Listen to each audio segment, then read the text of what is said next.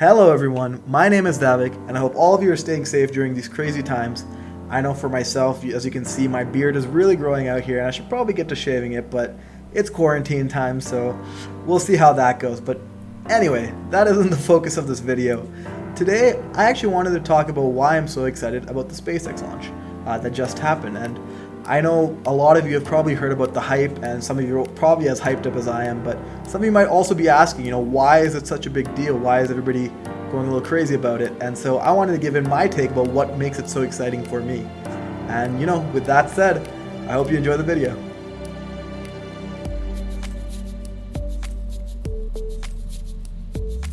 So on a very high level, all it really is, this is the first time that a commercial company has done a manned mission into space. And that might not seem like such a big deal, but it goes beyond just this launch. The implications that this has is enormous.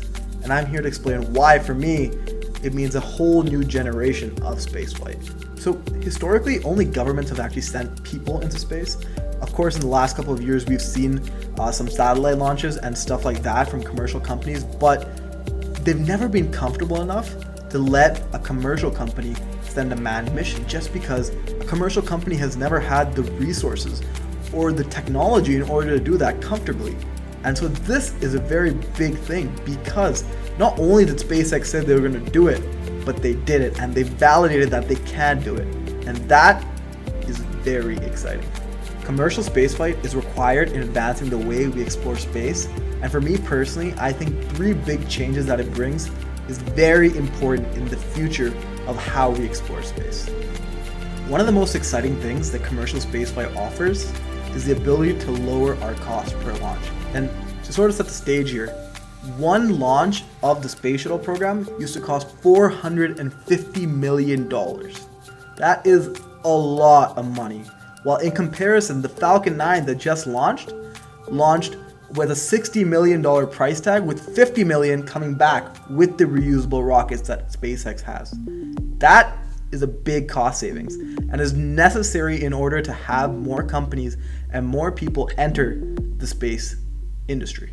When we think about the priority for NASA versus the priority for commercial companies, the biggest difference is NASA always has the taxpayers' money to come back on, and its priority was never to save costs. With NASA, the priority is to make the best shuttle we can with as much money as we need to put into it.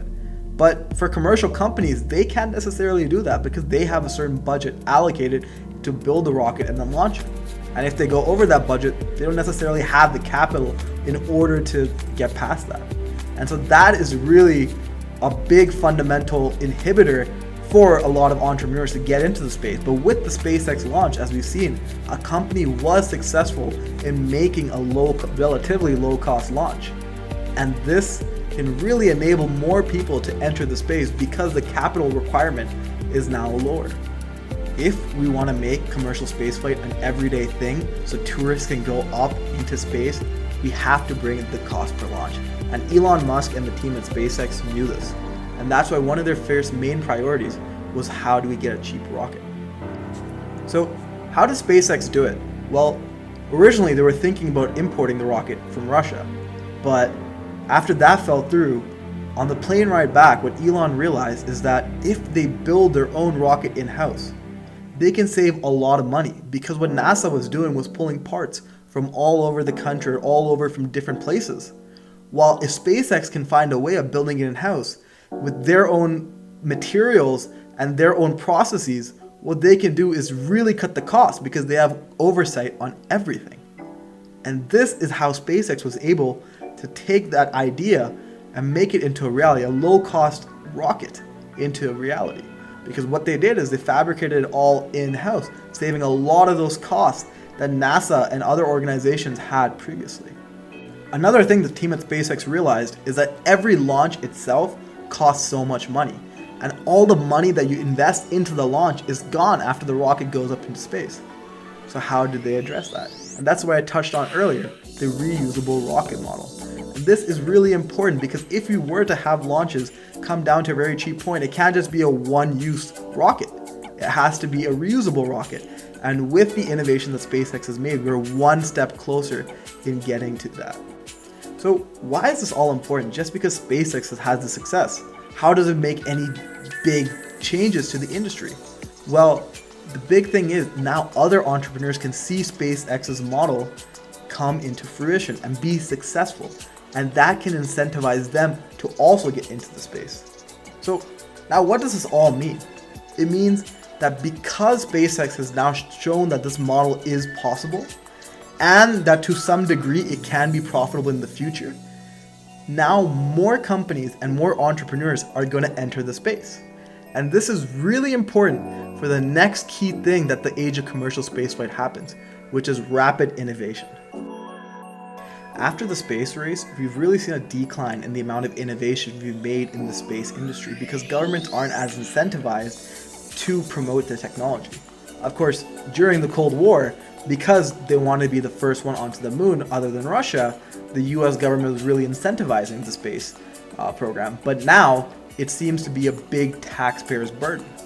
And this is a big reason why NASA commissioned commercial companies to now lead the next age of space. Because they know for themselves they cannot necessarily put the amount of R&D that they need to or be able to make it as quick as the commercial companies can.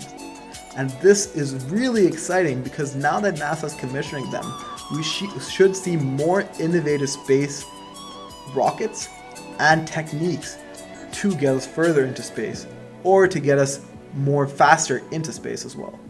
53 years ago, we landed on the moon, and it's pretty crazy to me that we haven't been back since or been further since. And that is exactly what the team at SpaceX and Elon Musk believed in, that why haven't we gone further? And that's why their mission is to get us to Mars. And now NASA also agrees wholeheartedly with this mission. So it's going to be really exciting to see what innovative ways we're able to get to Mars. And ultimately how far we can get into the solar system. The reusable rockets is really just the beginning, and with SpaceX's specific missions like Starlink, which is providing internet access to the world using satellites, or Starship, which is to take us to Mars, we have very exciting projects in the horizon. And this is not even taking into account the entrepreneurs who haven't even entered the space yet. There's so many different innovative ideas that are already coming up and will come up in the next 5 to 10 years or 15 years that it should be very exciting to see the future of space and us as a civilization. And that really leads me to my next point that innovation brings.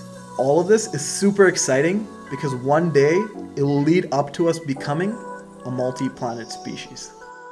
Of course, we're a very long way until that happens, but all of these are required in order to make us going into space a regular occurrence and to eventually make us going into space like taking an airplane ride to a different area in the world.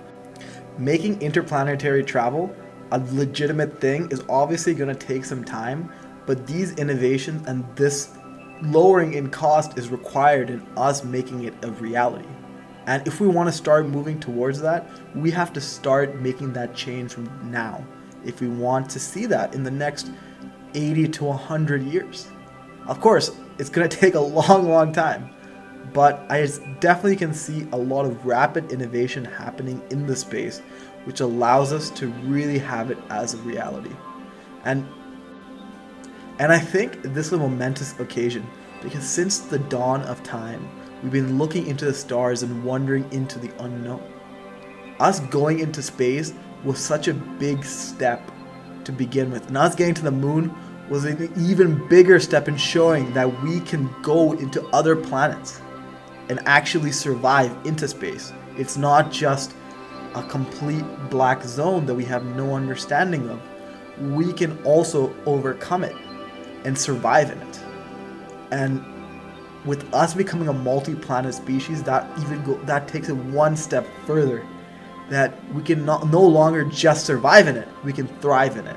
And that itself is very exciting. And I know, of course, like I mentioned, it's a long way out. It's one of those, things that I hope I can perhaps see in my lifetime, but probably not. But even then, it is so exciting for the future of space. And if we want to see, our sci-fi movies become a reality, this is exactly how we have to move into it, where we have to at least start that process from now. With commercial companies now getting into the space, we can now hopefully see the same type of innovation that we saw with the space race nowadays, and hopefully get to Mars and ultimately start reaching out to other planets we can get to. I think it'll be very interesting to see what ends up happening in the future. Of course, at my lifetime, but in the next 500 to 1,000 years, perhaps, sci-fi movies like Star Wars or other movies start becoming a reality where interplanetary travel is as simple as, you know what, I feel like going to this planet. Let's go to Mars. Let's go to Mars and visit this person, or let's go to the moon and go to this amusement park on the moon. That's, of course, it seems like a fantasy right now, but a lot of getting to the moon seemed like a fantasy less than 100 years ago. And so we have to start the process of trying to make that a reality. If we think about the questions that have been puzzling scientists, gravity, time, and space, a lot of those answers rely on us going further into space and getting that data and metrics so that scientists can better understand, how the physical world works around us. And of course, we've already gotten a great understanding, but there's so much more that we haven't been able to explain. That commercial spaceflight, or just moving us further into space, will help solve. And I think that can make a big impact on our daily lives that we haven't even thought about, because these questions are vital in moving us forward technologically in the future. With that, I hope you guys enjoyed the video. I know, of course, we are a very long way from what I mentioned at the end there, but as a dreamer and as somebody who's a sci-fi nerd and a science nerd, this is ultimately what I want to see, or hopefully what will happen in the future. I probably can't see it, but it's very exciting to at least think about and to imagine what it can be. And I think, honestly, with what's happening right now, a lot of the things we imagined as kids or even growing up, that's becoming a reality. And we should keep pushing towards that and making the things that we didn't think was possible in our lifetimes a reality as much as we can.